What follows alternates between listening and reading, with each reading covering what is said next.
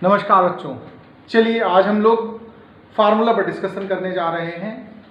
देखिए, बिना फार्मूले के तो कोई भी न्यूमेरिकल सेक्शन हो नहीं सकता है और फिजिक्स तो पूरी तरह से न्यूमेरिकल पर ही बेस्ड है।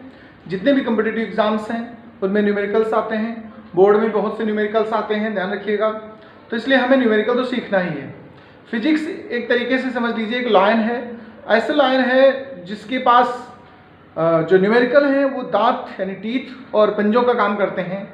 अगर सपोज करिए किसी शेर के पंजे निकाल दीजिए, टीथ निकाल दीजिए, तो शेर किसी काम का बचेगा नहीं बचेगा। तो इसी तरीके से फिजिक्स में जो न्यूमेरिकल सेक्शन है वो बहुत ज़रूरी है। तो न्यूमेरिकल को सीखने के लिए हमें फार्मूले आने चाहिए। आज हम लोग फार्मूला डिस्कशन करने जा रहे हैं इलेक्ट्रोस्टैटिक्स का। इलेक्ट्रोस्टैटिक्स में काफ़ी फार्मूले हैं इस यूनिट में, तो मैं पहले पार्ट 1 ले आ रहा हूँ आपके सामने वीडियो। इसमें क्या होगा, हम ज़्यादातर इलेक्ट्रिक फील्ड से रिलेटेड और गॉस थ्योरम से रिलेटेड फार्मूले सीखेंगे। इसके बाद पार्ट 2, पार्ट 3 वगैरह जितनी भी ज़रूरत होगी उस हिसाब से मैं पार्ट्स करूँगा। चलिए हम शुरू करते हैं। तो सबसे पहला पॉइंट आप कॉपी पेन निकाल लीजिएगा, नोटबुक वगैरह यदि नोट करना चाहें नोट कर लीजिए, ज़्यादा अच्छा है, फिर याद कर लीजिएगा अच्छे से। तो चलिए टॉपिक का नाम डाल दीजिएगा फार्मूला फॉर इलेक्ट्रोस्टैटिक्स। पहला सबसे फार्मूला क्या है ये जानते हैं। चलिए फर्स्ट फार्मूले की बात करते हैं। फर्स्ट फार्मूला ध्यान रखिएगा, क्वांटाइजेशन ऑफ चार्ज से उठाया मैंने। क्वांटाइजेशन ऑफ चार्ज पढ़ा चुका हूं, आपको याद होगा। क्वांटाइजेशन ऑफ चार्ज में फार्मूला होता है Q is equal to NE। अब ये जो चार्ज Q है वो स्मॉल लेटर भी ले सकते हैं, कैपिटल लेटर भी ले सकते हैं। अब हमें एक एक चीज का मतलब पता होना चाहिए। N क्या है, तो नंबर ऑफ इलेक्ट्रॉन्स कहेंगे इसको हम लोग। ये एक्सेस इलेक्ट्रॉन्स हो सकते हैं, डिफिशिएट हो सकते हैं। अगर इलेक्ट्रॉन्स का नंबर एक्सेस है, एक्स्ट्रा है, तो चार्ज ध्यान रखिएगा नेगेटिव चार्ज होगा। कैसा चार्ज होगा, अगर एक्स्ट्रा इलेक्ट्रॉन्स हैं। अगर डिफिसिट है, लैक है, कमी है, तो आप इसे कहेंगे ये पॉजिटिव चार्ज होगा, तो ये पॉजिटिव चार्ज आएगा। अब E की वैल्यू की बात करता हूं, तो E की वैल्यू 1.6 10⁻⁹ न्यू कूलम होती है, ध्यान रखिएगा। कितना होता है, ये वैल्यू है, इसका यूज करेंगे। अब देखिए दूसरी चीज, कभी कभी रिलेशन आता है करंट फाइंड करने के लिए। अगर करंट गिवन है या फाइंड करना है और टाइम वगैरह का रिलेशन है, तो समझिएगा एक फार्मूला होता है Q is equal to IT। हम इसका यूज करेंगे, Q is equal to IT, Q is equal to NE। दोनों को अगर इक्वेट करा दे तो रिलेशन आ सकता है IT is equal to Q is equal to NE। ये रिलेशन आपके सामने है। हम जहां भी कोई ऐसा क्वेश्चन कहेगा कि how many numbers of electron deficit या एक्स्ट्रा, है ना, then general state, then determine magnitude of charge, या कुछ भी, मतलब अगर चार्ज, नंबर और करंट और टाइम इनसे रिलेटेड क्वेश्चन आता है तो हम इन फार्मूलों का इस्तेमाल करेंगे। ये पहला हमारा फार्मूला हुआ। अब हम इसके बाद दूसरे फार्मूले पर आ रहे हैं। देखिए दूसरा जो हम फार्मूला सीखेंगे वो फोर्स का होगा। अगर सपोज करिए 2 पॉइंट चार्ज हो, उनके बीच में फोर्स फाइंड करना है। If there are 2 point charge, अगर 2 पॉइंट चार्ज है और उनके बीच हम फोर्स निकालना चाहते हैं तो हमें कूलम्ब्स लॉ यूज करना पड़ेगा। अब कूलम्ब्स लॉ क्या होता है इसको समझ लीजिएगा। कूलम्ब्स लॉ हमारा कहता है F is equal to K Q1 Q2 upon R square. ये जो K है ध्यान रखिएगा, ये एक प्रोपोर्शनलिटी कांस्टेंट है। इसकी वैल्यू अगर CGS के लिए हम बात करें, फॉर CGS, तो K होता है 1, लेकिन अगर MKS की बात करें तो इस K की वैल्यू ध्यान रखिएगा 1/4πε0 होता है। इसका डायरेक्ट मैग्नीट्यूड होता है 9 × 10⁹ newton metre square upon coulomb square. जब भी आप न्यूमेरिकल लगाएंगे तो इस फार्मूले की वैल्यू बहुत इंपॉर्टेंट रहेगी, 9 × 10⁹, ये 10⁹, इसको डायरेक्ट यूज किया जाएगा। तो अगर कूलम्ब्स लॉ लिखा जाए तो आप किस फॉर्मेट में आ गया, देखिए 1/4πε0 K। यहाँ पर K डाइलेक्ट्रिक कांस्टेंट है। इन दोनों के में डिफरेंस, एक काम करिए इस K को केवल लिख लीजिए, ज्यादा बेस्ट रहेगा, तो याद रहेगा आपको आसानी से। ये प्रोपोर्शनल कांस्टेंट है और ये डाइलेक्ट्रिक कांस्टेंट है। अभी इसके बारे में बात करेंगे हम लोग। तो Q1 Q2 upon R square. यहाँ पर ध्यान रखने वाली बात क्या है कि ε0 की वैल्यू होती है 8.85 10⁻⁻12 coulomb square upon newton metre square. इसको बोलते क्या है, परमिटिविटी ऑफ फ्री स्पेस। इसको बोलते हैं परमिटिविटी ऑफ फ्री स्पेस या वैक्यूम, कुछ भी कह दें आप, परमिटिविटी ऑफ वैक्यूम या फ्री स्पेस। तो ये कूलम्ब्स लॉ है जब कोई मीडियम प्रेजेंट है तब के लिए, बहुत ध्यान से समझते जाइएगा। अगर डाइलेक्ट्रिक मीडियम में कोई चार्ज रखें, दो पॉइंट चार्ज हैं Q1 Q2, तो ये फार्मूला यूज करेंगे हम लोग। अगर सपोज करिए ये दोनों पॉइंट चार्ज एयर में हो तो क्या फार्मूला होगा, देख लीजिए। एयर के केस के लिए फार्मूला बदल जाएगा हमारा, क्या होगा उसके लिए अब इस पे बात करते हैं। When point charges are placed in air, तो F dash is equal to 1/4 pi epsilon naught, K नहीं यूज किया, K की वैल्यू 1 होती है एयर के लिए, तो फिर आ जाएगा Q1 Q2 by R square. यहाँ पर एक काम करो, सिंबल थोड़ा सा चेंज कर लो, ये हमारा डायरेक्ट्रिक के लिए F डैश ले लो और एयर के लिए F ले लो, तो थोड़ा सा ठीक रहेगा, जैसा कि हमने थ्योरी डिस्कस की है उससे मैच हो जाएगा। अब इन दोनों का अगर रेशियो चेक करें हम लोग, F और F डैश दोनों का रेशियो चेक करें, F डैश अपान F, तो 1/K आया, तो F इज इक्वल टू, ध्यान रखिएगा, या F डैश की वैल्यू निकालें तो F/K। मतलब कहने का मतलब है ये मीडियम प्रेजेंस होने पर फोर्स है और ये एयर के प्रेजेंस होने पर है, यानी हम कह सकते हैं force reduces on introducing medium between point charges. अगर पॉइंट चार्ज के बीच में कोई मीडियम प्रेजेंट हो जाए एयर की जगह पर, तो जो फोर्स की वैल्यू है वो रिड्यूस हो जाएगी। जैसे एग्जांपल में ले रहा हूं कि अगर जब एयर में 2 पॉइंट चार्ज रखे थे तो फोर्स 18 न्यूटन था, और अगर माइका प्रेजेंट हो जाए, मान लो माइका की वैल्यू 6 होती है, तो कितना फोर्स बचा, 3 न्यूटन, तो फोर्स रिड्यूस हो गया कि नहीं हो गया। तो ध्यान रखिएगा कूलम्स लॉ का हमारा एक फार्मूला ये रहेगा, एक ये रहेगा, ये एयर में अगर है तो इसको यूज करेंगे, और कोई मीडियम प्रेजेंट है तो इसको यूज करेंगे। अब इसके बाद हम लोग अगले स्टेप पे आते हैं, थर्ड स्टेप पे आते हैं, उसमें हम लोग एप्सिलॉन नॉट और एप्सिलॉन रिलेशन डेवलप करेंगे या रिलेटिव परमिटिविटी की बात करेंगे। तो देखिए तीसरी चीज हमारी रिलेटिव परमिटिविटी है। रिलेटिव परमिटिविटी कहें या डायलेक्ट्रिक कांस्टेंट कहें, एक ही बात है, रिलेटिव परमिटिविटी, या इसी को बोलेंगे डाइलेक्ट्रिक कांस्टेंट। देखिए रिलेटिव परमिटिविटी का सिंबल एप्सिलॉन और है, डाइलेक्ट्रिक कांस्टेंट को कैसे प्रेजेंट करेंगे, ये दो चीजों का रेशियो है। इसका किसका रेशियो, जरा इस पे बात कर लेते हैं। एप्सिलॉन का मतलब होता है परमिटिविटी ऑफ मीडियम, ये किसके लिए परमिटिविटी है, मीडियम, और ये किसके लिए है, वैक्यूम। तो अगर वैक्यूम है तो उसकी परमिटिविटी एप्सिलॉन नॉट है, अगर मीडियम है तो एप्सिलॉन है। इन दोनों का अगर रेशियो कर दिया जाए तो डाइलेक्ट्रिक कांस्टेंट आता है, या यूं कह सकते हैं एप्सिलॉन आर या रिलेटिव परमिटिविटी आती है। ठीक है, ये हमारा यहाँ पर अगला पॉइंट हो गया है। इसी को हम दूसरा एक नाम कहते हैं स्पेसिफिक इंडक्शन कैपेसिटी, इसका एक और नाम है SIC, स्पेसिफिक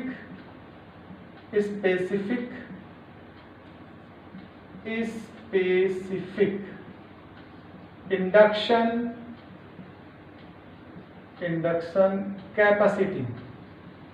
इस नाम से भी अगर आपसे पूछा जाए तो समझ लीजिएगा डाइलेक्ट्रिक कांस्टेंट की ही बात की जा रही है। तो ये हमारा डाइलेक्ट्रिक कांस्टेंट आ गया। ध्यान रखिए डाइलेक्ट्रिक कांस्टेंट डायमेंशनलेस भी है और यूनिटलेस भी है। इसकी वैल्यू हमेशा 1 से ग्रेटर होती है। जैसे एयर है तो K की वैल्यू 1 है, और कुछ है तो इससे ज़्यादा ही। जैसे वाटर के लिए 81 अप्रॉक्स रहता है। टेम्परेचर पे भी डिपेंड करती है K की वैल्यू, लेकिन मतलब कुल मिलाकर इसकी वैल्यू हमेशा 1 से ग्रेटर रहेगी, ये ध्यान रखने वाली बात है। चलिए अगले फार्मूले की तरफ आते हैं।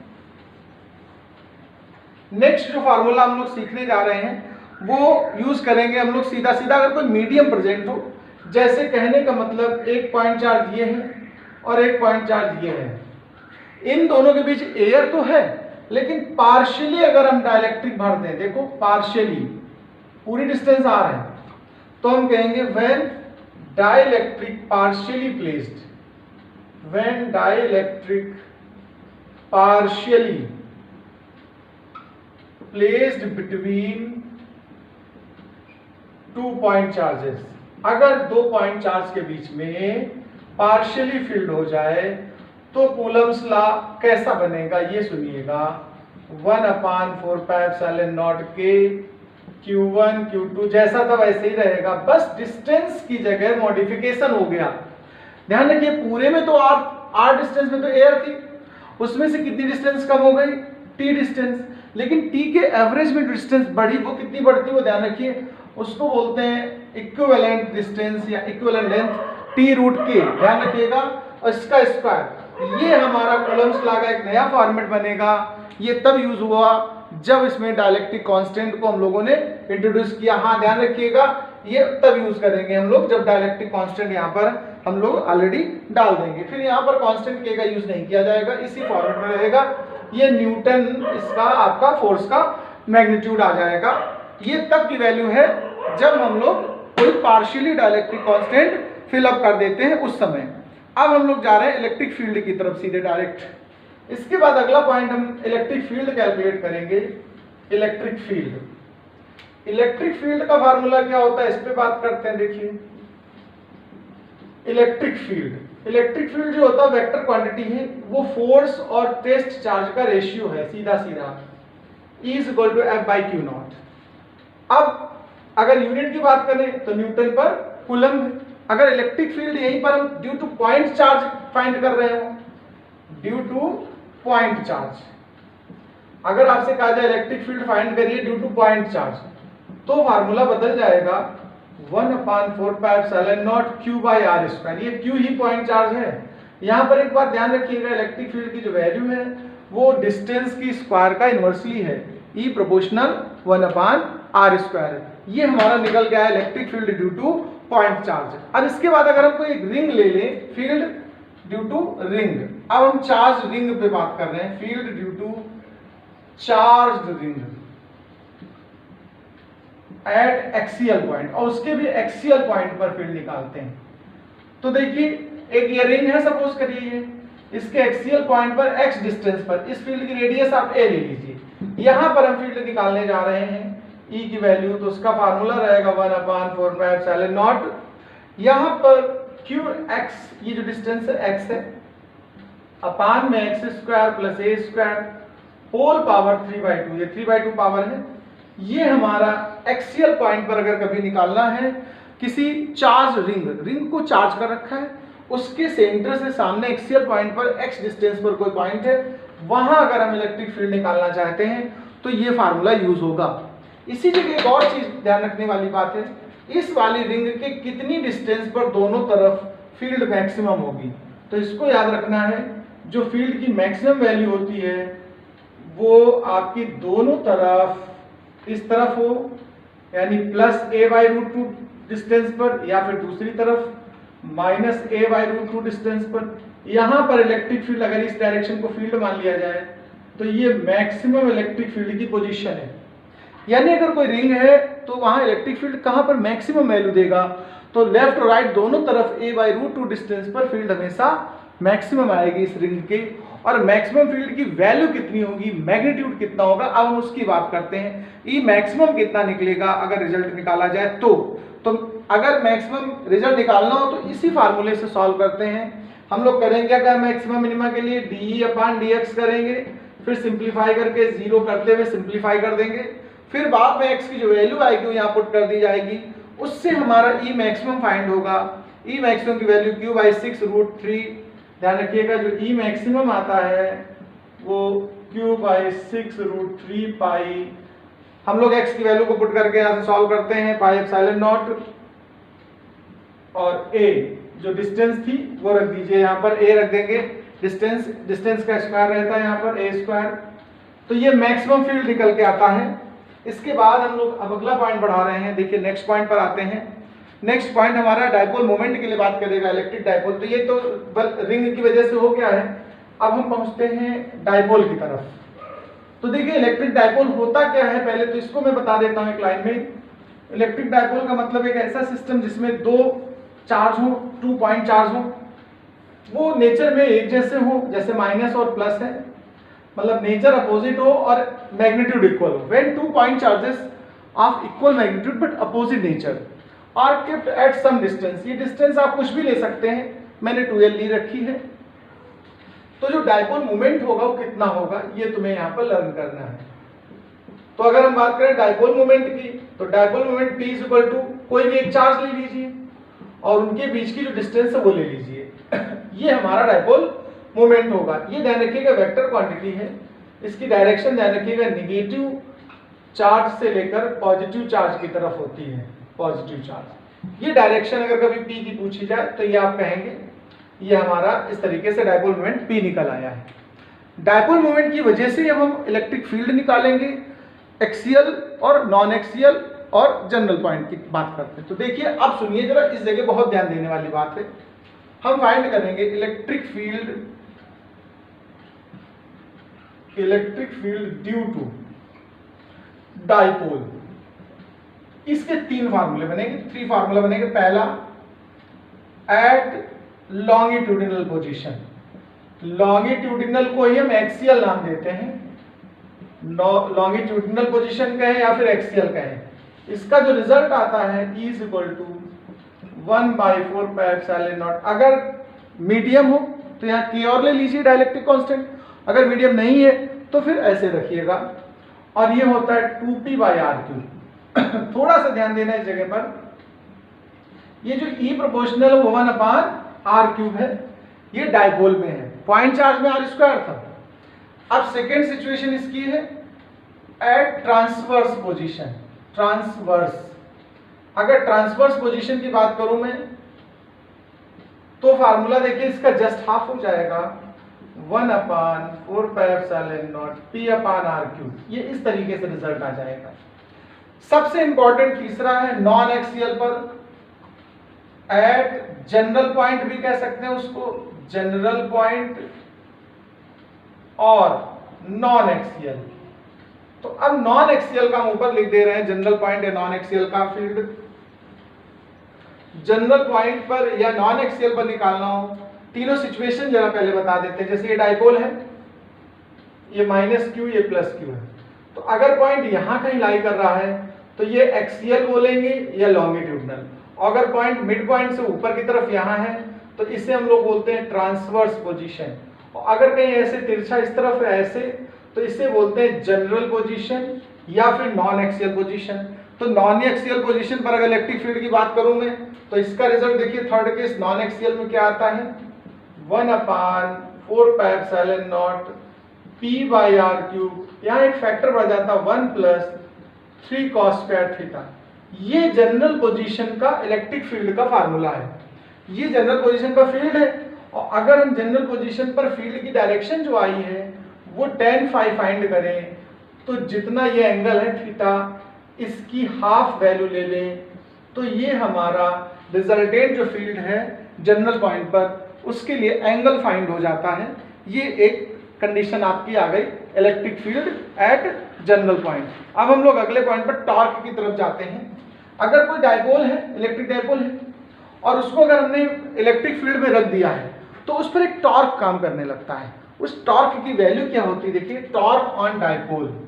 अब हम कैलकुलेशन करेंगे टॉर्क ऑन इलेक्ट्रिक डायपोल या डायपोल कुछ भी बोल दें, उसका फार्मूला होता है tau equal to PE sin theta. पीछे सब डेरिवेशन हो चुके हैं, आप लोग पीछे के वीडियोस एक बार रिवाइज कर लीजिएगा तो सब याद आ जाएंगे कैसे निकाले गए हैं। इसको अगर हम वेक्टर फॉर्म में लिखना चाहें तो P × E लिख देंगे, तो ये हमारा टॉर्क का फार्मूला तैयार हो गया, tau equal to PE sin theta. P क्या है, P ध्यान रखिएगा डायपोल मोमेंट है, P यानी Q × 2L है, और E क्या है, इलेक्ट्रिक फील्ड है, इलेक्ट्रिक फील्ड है, और थीटा क्या है, angle between P and E। जो P और E है इन दोनों के बीच के एंगल को हम लोग क्या बोलते हैं, थीटा कहते हैं। इसके बाद हम लोग थोड़ी सी और आगे कॉन्सेप्ट पढ़ाते हैं, एरिया वेक्टर और सॉलिड एंगल पे बात करते हैं। तो देखिए एरिया वेक्टर क्या होता है, पहले उसको समझ लीजिए अच्छे से। एरिया वेक्टर पे बात करता हूं मैं। एरिया वैसे तो स्केलर क्वांटिटी है, लेकिन जब सरफेस एरिया लेते हैं या गॉसियन सरफेस लेते हैं तो वेक्टर क्वांटिटी बन जाती है।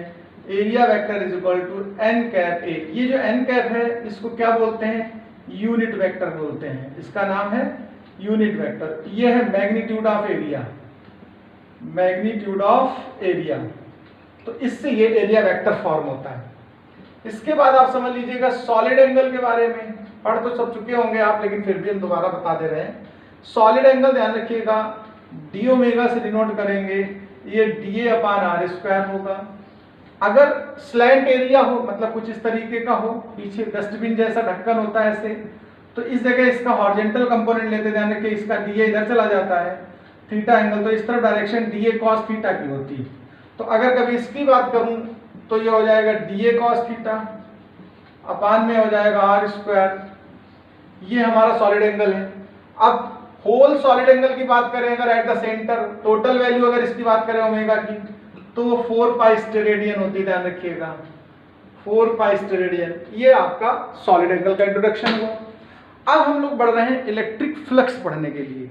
इलेक्ट्रिक फ्लक्स क्या है, गॉस थ्योरम का स्टेटमेंट क्या है, अब वो पढ़ेंगे। फिर गॉस थ्योरम के कुछ एप्लीकेशंस हैं उन पर बात करता हूँ। तो सबसे पहले इलेक्ट्रिक फ्लक्स की बात करता हूँ। ये सब नोट कर लिया आप लोगों ने, जरूर नोट कर लीजिएगा, एक दो बार रिवाइज करिएगा, दो तीन बार वीडियो चलाकर देख लिया करिएगा।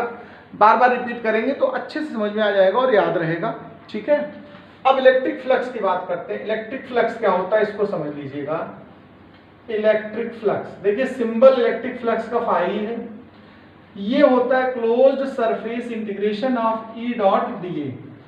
ई क्या है, इलेक्ट्रिक फील्ड है, डी ए क्या है, एरिया वेक्टर है। इन दोनों का जो डॉट प्रोडक्ट है उसी को हम फ्लक्स बोलते हैं। इसको और कैसे लिखा जा सकता है वो भी समझ लीजिएगा। सिंपल, बिना अगर हम लोग इंटीग्रेशन ना इस्तेमाल करें तो पूरा हमें ई लेना पड़ेगा और पूरा एरिया लेना पड़ेगा। ई डॉट ए निकालेंगे तो भी फ्लक्स निकल आएगा। अब अगर गॉस थ्योरम की स्टेटमेंट से निकालने की इच्छा है अगर आपकी, तो गॉस थ्योरम का स्टेटमेंट ध्यान रखना पड़ेगा आपको। गॉस थ्योरम क्या कहती है कि जो फ्लक्स होता है वो चार्ज का 1/ε0 टाइम्स होता है। ये सब फार्मूले आपको याद रखने पड़ेंगे, जैसी जरूरत पड़ेगी न्यूमेरिकल सेक्शंस में वो आप यूज करेंगे। ये ध्यान रखिएगा। फ्लक्स यूनिट लिखने की इच्छा हो तो यूनिट यहाँ से देख करके आप इसकी लिखेंगे, न्यूटन अपान कूलम्ब और मीटर स्क्वायर। जब भी न्यूमेरिकल करें, डेरिवेशंस करें तो यूनिट जरूर लिखें, ये जरूरी चीज है, ध्यान रखिएगा। चलिए, ये तो हमारे गॉस थ्योरम का स्टेटमेंट हो गया। अब हम कुछ डिफरेंट स्ट्रक्चर्स की बात कर रहे हैं। जैसे सपोज करिए एक हेमीस्फीयर हो, ये हेमीस्फीयर है, ये बेस है उसका। हेमीस्फीयर में कर्व सरफेस से अगर हम फ्लक्स की वैल्यू पता करना चाहें यहाँ पर, तो कर्वेचर पर या कर्व सरफेस पर अगर हम लोग फाइंड करना चाहें तो ध्यान रखिएगा E into pi R square. ये रिजल्ट पीछे निकाल चुका हूँ, डेरिवेशन डायरेक्ट रिजल्ट लिख दिया मैंने कि अगर कभी हेमीस्फीयर के कर्व सरफेस पर फ्लक्स निकालना हो तो E इंटू पाई स्क्वायर का यूज करेंगे। इसके बाद हम लोग क्यूबिकल स्ट्रक्चर पर आ रहे हैं सीधे सीधे। इसको सबको नोट कर लीजिएगा, याद कर लीजिएगा। क्यूबिकल स्ट्रक्चर देखिए, अगर सपोज करिए कोई पॉइंट चार्ज है और एक क्यूब है, क्यूब के अंदर रखा है, तो देखिए फ्लक्स कहाँ था, कितना कितना होगा। तो जब सपोज करिए कोई क्यूब है, ये क्यूबिकल स्ट्रक्चर है, इस क्यूबिकल स्ट्रक्चर के अंदर हम लोग पॉइंट चार्ज को इमेजिन करेंगे। तो ये हमारा क्यूबिकल स्ट्रक्चर हो जाएगा। इसके अंदर हम पॉइंट चार्ज को इमेजिन करने जा रहे हैं। यहाँ सेंटर में, बिल्कुल जैसे आप समझ जिस रूम में बैठे हैं, आप उस रूम को क्यूब मान लीजिए, क्यूबिकल स्ट्रक्चर लेट कर लीजिए, उसके सेंटर पर कोई चार्ज रखा है, तो टोटल फ्लक्स कितना बनेगा ये देखिए। जो टोटल फ्लक्स होगा, ध्यान रखिएगा, वो होगा total flux 1/ε0 times of the charge, या सिंपली Q/ε0। ये तो टोटल फ्लक्स है, क्योंकि ध्यान रखिएगा टोटल फ्लक्स जो होता है वो चार्ज पर ही डिपेंड करता है। ये ध्यान रखिएगा, क्यूब की साइड लेंथ या जो भी कर्व सरफेस है, जिस सरफेस ने उसको कवर कर रखा है चार्ज को, उस सरफेस की रेडियस वगैरह पर डिपेंड नहीं करता है। फ्लक्स केवल किस पर डिपेंड करता है, चार्ज की वैल्यू पर, मैग्नीट्यूड ऑफ चार्ज पर।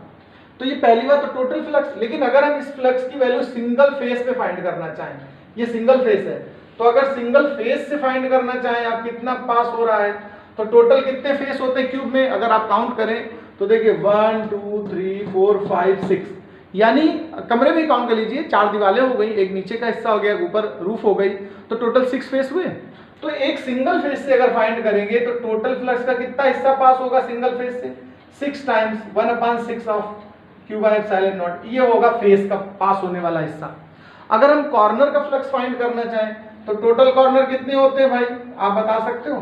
टोटल 8 कॉर्नर होते हैं, तो टोटल जो फ्लक्स है उसका 1/8 पार्ट। और अगर हम कोर की बात करें, एज की बात करें, एज या कोर जो भी लिखते हैं आप, तो टोटल कोर कितनी होती है, काउंट कर लीजिएगा, 1 2 3 4 5 6 7 8 9 10 11 12, सब पूरा काउंट हो गया 12। तो Q/ε0 ये हमारा जब सेंटर पर चार्ज होगा क्यूब के, तो ये फार्मूले यूज होंगे। अब हम सेंटर से हटा करके एक फेस पर रख ले रहे हैं।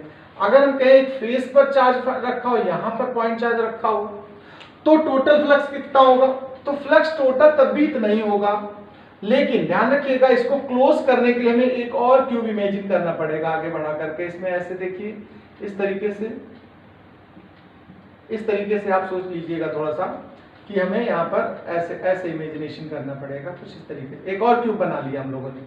तो अब देखिए ये जो चार्ज है वो 2 क्यूब से कवर्ड है ना, तो एक क्यूब के हिस्से में उसका कितना फ्लक्स आएगा, half 50%।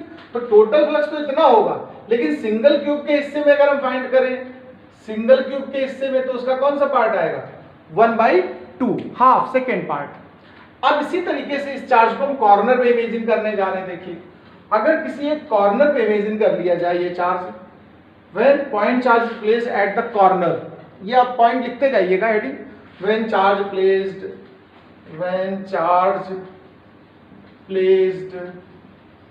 At the corner of cube, तब टोटल फ्लक्स अभी भी उतना ही है। टोटल फ्लक्स की वैल्यू तो चार्ज पर सीधा सीधा डिपेंड करती है, Q बाय एप्सिलॉन नॉट।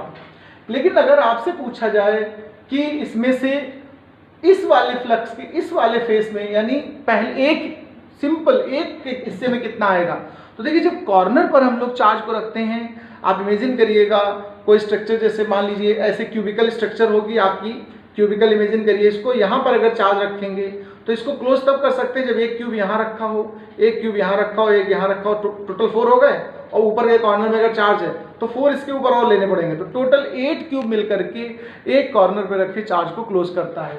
तो सिंगल अगर क्यूब के हिस्से का हम फाइंड करना चाहें तो कितना बचेगा, 1/8 times of Q by epsilon naught. अगर सिंगल क्यूब के हिस्से में टोटल 8 बनाने पड़ेंगे मुझे, तो एक क्यूब के हिस्से का फ्लक्स होगा 1/8। अब अगर कभी सरफेस के क्रॉस दिया जाए तो देखिए इस वाले चार्ज से अटैच्ड एक ये सरफेस है, एक ये सरफेस अटैच्ड है, और एक इसके ऊपर वाला जो सबसे ऊपर की बाउंड्री का है, तो सिर्फ 3 फेस ही तो बचे।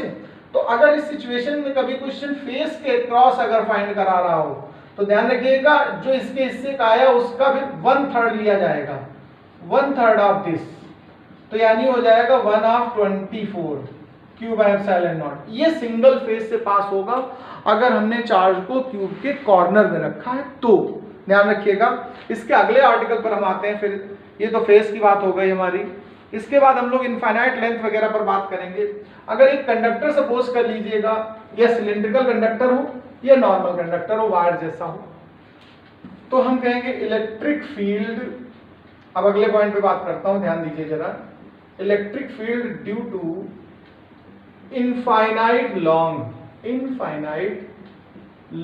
कंडक्टर, मतलब बहुत लंबा कंडक्टर है, ऐसे ऐसे चार्ज इस पर है, इसके नियर r डिस्टेंस पर हम फील्ड निकालना चाहते हैं।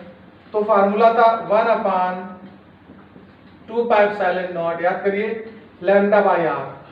इसी को हम दूसरा और ऐसे भी लिख सकते हैं, अगर 2 से मल्टीप्लाई ऊपर नीचे कर लीजिए तो ये हो जाएगा 4 पाई एप्सिलॉन नॉट, और लैम्डा 2 हो जाएगा ट्वाइस ऑफ r।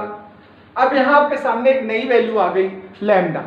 लैम्डा क्या है तो मैं बता दूं, 3 तरह की चार्ज डेंसिटी होती है। एक लीनियर चार्ज डेंसिटी होती है, उसका फार्मूला क्या होता है भी समझ लीजिएगा, सिंबल है लैम्डा, और लेंथ से डिवाइड करते हैं जब चार्ज को तो बनता है linear charge density, lambda is equal to Q by L। इसी तरीके से होता है सरफेस चार्ज डेंसिटी। अब उसकी बात कर देते हैं, सरफेस चार्ज डेंसिटी। तो जो सरफेस चार्ज डेंसिटी उसको सिग्मा से डिनोट करेंगे, वो Q बाई एरिया होता है। और तीसरा होता है वॉल्यूम चार्ज डेंसिटी।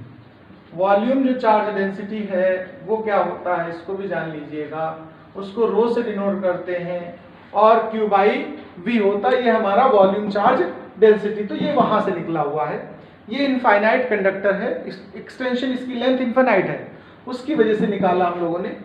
अब इसके बाद हम बात करते हैं, अगर कोई सिंपल प्लेट हो, नॉन कंडक्टिंग प्लेट हो, उसके नियर हम लोग फाइंड करें, तो इसको तो नोट कर लिया। अब आगे देखिए, हम फाइंड कर रहे हैं इनफाइनाइट लेंथ वाली कोई प्लेट है उसके वजह से, तो electric field near a plate वो भी non conducting of infinite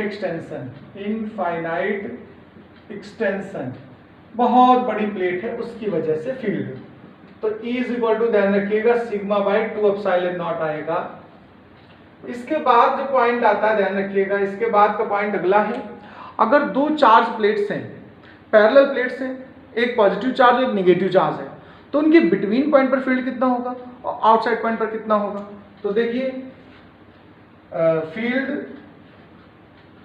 in between point